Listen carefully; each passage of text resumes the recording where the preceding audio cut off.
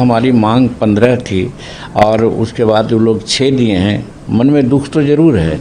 हम एनडीए के जो निर्णय हुआ है उसके खिलाफत नहीं है, संतुष्ट हैं और जो मिला है उसी को लेकर के हम आगे बढ़ेंगे, काम करेंगे। सीट शेयरिंग के नाम पर किसी प्रकार का कोई हमको ये नहीं है। हम हर तरह से साथ हैं। निर्णय को हम सर्वधार्य किया है।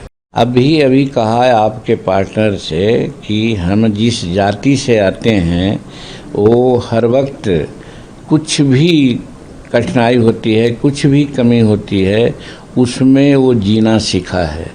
और हमारे साथ इसका उदाहरण भी है। एक जातीय संस्कार है और दूसरा लोकसभा का चुनाव भी सामने है कि जहां 2 लोकसभा का सीट कहा गया था और फिर कहा गया था कि एक राज्यसभा का सीट देंगे, लेकिन मिला 1 लोकसभा का सीट। हम संतुष्ट हुए, कहीं कोई मुंह नहीं फटफटाए।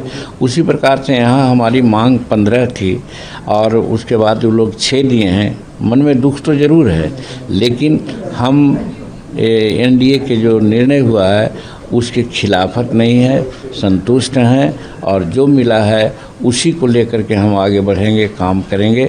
और इसके लिए हम नरेंद्र मोदी जी को धन्यवाद देते हैं, क्योंकि नरेंद्र मोदी जी और नीतीश कुमार बिहार में और भारत में अच्छा काम हो रहा है।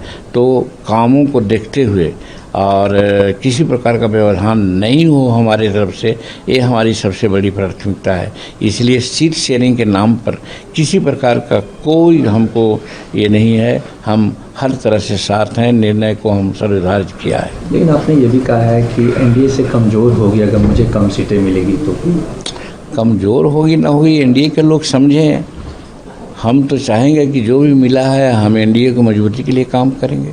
लालू प्रसाद यादव और तेजस्वी यादव पे आरोप सिद्ध हो गया। वो न्यायालय का मामला है, हमको नहीं मालूम था। आप लोग कह रहे हैं कि आरोप सिद्ध हुआ है और न्याय अपना काम करेगा।